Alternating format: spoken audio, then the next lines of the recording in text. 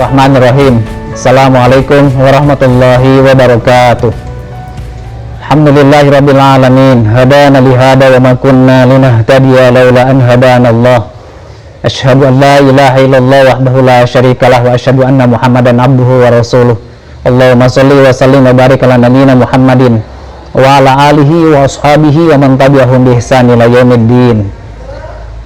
Segala puji marilah kita senantiasa haturkan kehadirat Allah Subhanahu wa taala. Kembali pada kesempatan kali ini kita dipertemukan oleh Allah Subhanahu wa taala melalui media ini, dan juga masih dalam keadaan situasi COVID-19 ini yang barangkali bisa jadi COVID-19 ini, walaupun tidak disebut secara khusus oleh Allah Subhanahu wa taala maupun Rasulullah Muhammad sallallahu alaihi wasallam, bisa jadi di dalam Al-Qur'an maupun hadis Nabi sallallahu alaihi wasallam itu sudah ada, walaupun mungkin istilahnya adalah menggunakan istilah umum. Marilah kita merenungkan salah satunya, di antaranya adalah surat Al-An'am ayat yang ke-42. Di dalam satu ayat tersebut Allah Subhanahu wa taala menyebutkan al-ba'sa wad-dharra, yang mana al-ba'sa itu adalah musibah dalam harta dan ad-dharra adalah musibah dalam jiwa. Marilah kita renungkan pemirsa sekalian, bukankah COVID-19 ini membawa dampak kepada harta dan jiwa yang mungkin penjelasannya, uraiannya sudah begitu sangat banyak sekali. Korban PHK, bahkan korban jiwa daripada COVID-19 ini. Masyarakat muslimin yang dimuliakan Allah Subhanahu wa taala, namun demikian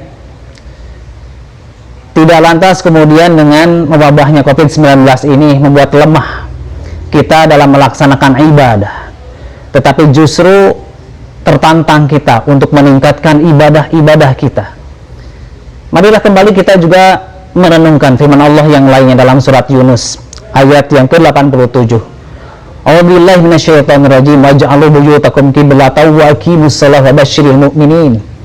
Dan jadikanlah rumah-rumah kalian sebagai kiblat. Ibnu Abbas radhiyallahu anhu pernah menjelaskan ayat ini, masyarakat muslimin yang dimuliakan Allah Subhanahu wa taala, bahwa yang dimaksud adalah perbanyaklah ibadah kalian di rumah-rumah kalian.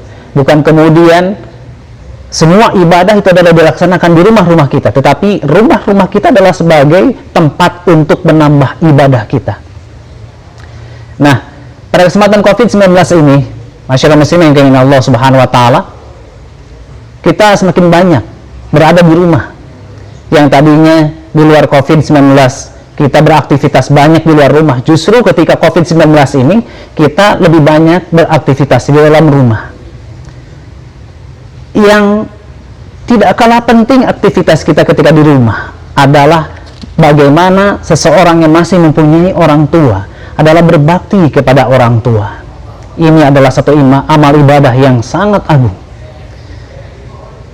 Kalau kita menginginkan tahu keagungan daripada birrul walidain, berbakti kepada orang tua, marilah kembali saya mengajak untuk merenungkan ayat demi ayat maupun hadis Nabi Shallallahu Alaihi Wasallam tentang keutamaan daripada berbakti kepada kedua orang tua.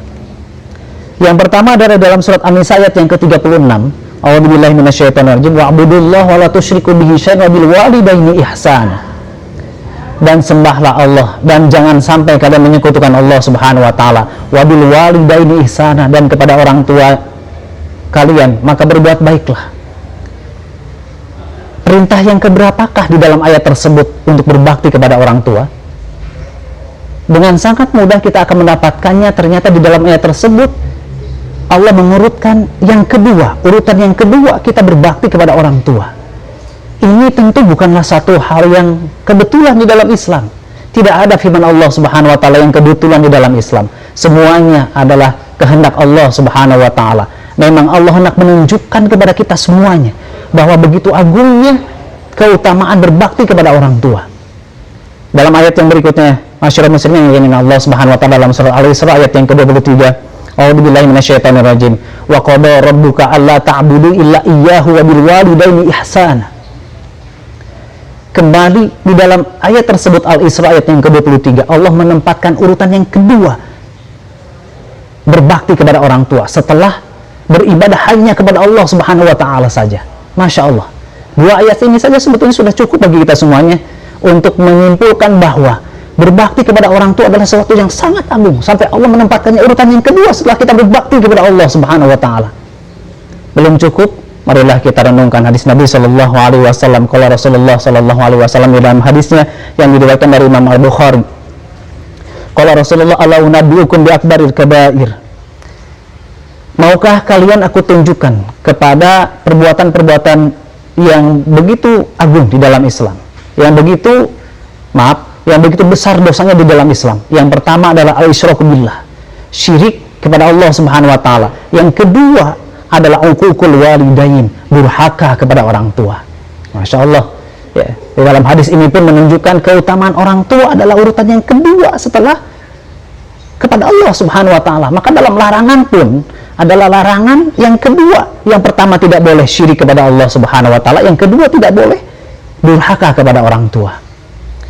Masyarakat muslimin yang dimuliakan Allah Subhanahu wa taala, maka kemudian muncullah adab-adab yang mulia yang harus kita praktekkan berinteraksi kepada orang tua kita masing-masing. Yang pertama adalah berbuat baik senantiasa kepada orang tua kita. Berbuat baik kepada orang tua kita, dalilnya adalah ayat-ayat yang ada di atas ya, maupun adalah hadis, salah satu hadis yang ada di bawahnya. Wabil walidaini ihsan adalah perintah kepada kita semuanya untuk berbuat baik kepada orang tua kita. Maka di dalam hadis Nabi Shallallahu Alaihi Wasallam yang lainnya, masyarakat muslimin yang Allah Subhanahu Wa Taala, juga adalah ada seorang sahabat yang bertanya, ya Rasulullah, kepada siapakah saya harus berlaku baik? Maka 3 kali jawaban Rasulullah adalah kepada ibumu, dan yang keempat kali baru adalah kepada ayahmu. Itulah kewajiban kita untuk berbuat baik kepada orang tua kita semuanya. Kemudian yang kedua, adab kita kepada orang tua adalah berbicara yang sopan, berbicara yang lemah lembut terhadap orang tua kita. Tidak boleh kemudian kita berbicara yang kasar dengan nada yang tinggi kepada orang tua kita. Dalam surat Al-Isra ayat yang ke-23, masyarakat muslimin yang Allah Subhanahu wa taala, Allah Subhanahu wa taala berfirman, "A'udzubillahi minasyaitonir rajim, fala taqul lahumu uffi wa la tanharhuma wa qul lahumu qawlan karima."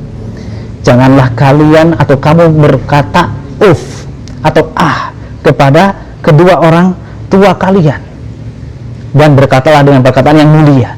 Berkata saja tidak boleh, apalagi lebih daripada itu. Itu perkataan yang sebetulnya kelihatannya sepele di hadapan kita. Disuruh oleh orang tuanya ya, dilarang oleh orang tuanya itu kelihatannya ada perkataan yang sepele, kelihatannya perkataan sepele di hadapan kita, di hadapan Allah tetap tidak boleh kita kemudian melakukannya. Apalagi lebih daripada itu, membentak orang tua, memarahin orang tua dan lain sebagainya. Kemudian sebagai penguatnya, masyarakat muslimin yang Allah Subhanahu wa taala, dan hadis Nabi sallallahu alaihi wasallam, Rasulullah sallallahu alaihi wasallam bersabda di dalam hadisnya, "Lau 'alima Allahu syai'an adna minal uffi lanaha anhu," rawahul Bukhari.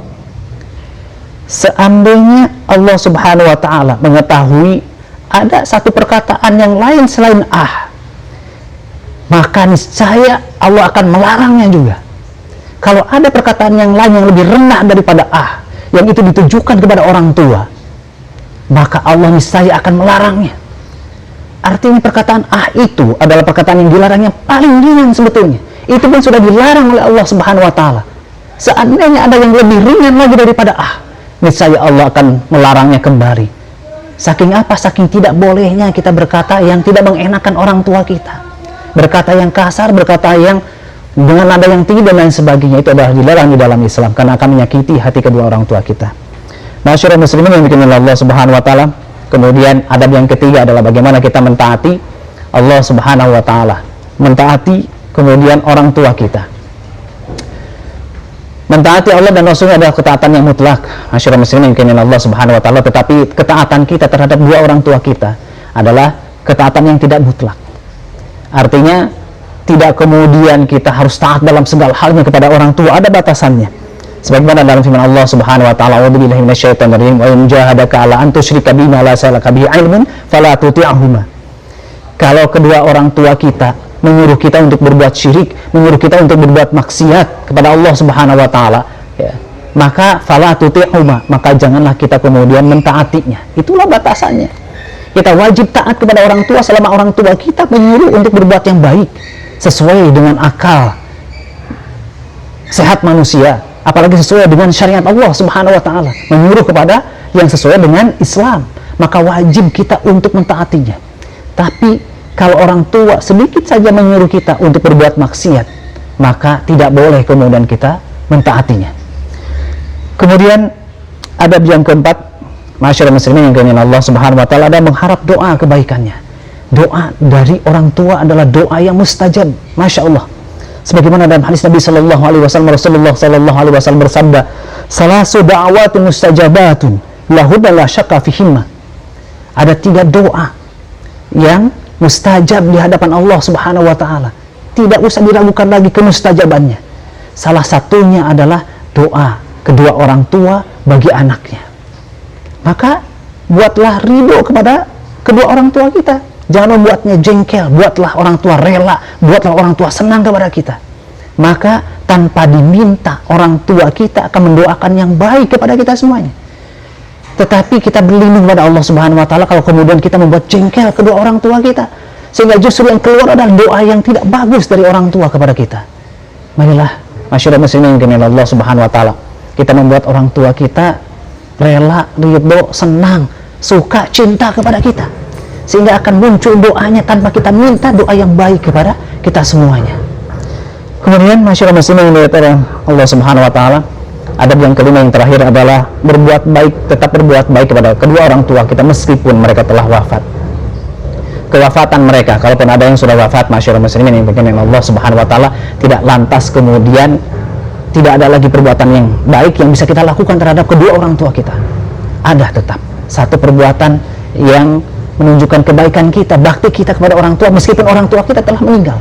Apa? Mendoakannya. Mendoakannya dalam setiap setelah sholat maupun di waktu-waktu yang lain yang mustajab, untuk keselamatan, kebahagiaan orang tua kita, baik di dalam kubur maupun kelak nanti di yaumil akhir. Ini adalah kebaikan yang bisa dilakukan oleh seorang anak ketika salah satu ataupun bahkan mungkin kedua orang tuanya sudah meninggal. Dia masih tetap bisa melakukan kebaikan berupa doa yang baiknya, doa kebaikannya, doa keselamatannya bagi kedua orang tuanya. Masyarakat muslimin yang dimuliakan Allah Subhanahu wa taala, inilah yang dapat disampaikan pada kesempatan kali ini. Mudah-mudahan yang sedikit ini bermanfaat, khususnya bagi pribadi saya menyampaikannya. Mudah-mudahan bagi kita semuanya yang bisa melihat dan mendengarkan daripada tausiah ini, yang benarnya adalah dari Allah Subhanahu wa taala dan yang salahnya adalah kelalaian saya sendiri sebagai hamba Allah yang penuh dengan dosa. Rabbana atina fid dunya hasanah wa fil akhirati hasanah wa qina adzabannar. Subhanaka rabbika rabbil izzati amma yasifun wa salamun alal mursalin walhamdulillahi rabbil alamin. Subhanakallahumma bihamdika asyhadu an la ilaha illa anta astaghfiruka wa atubu ilaik. Walhamdulillahi rabbil alamin. Assalamualaikum warahmatullahi wabarakatuh.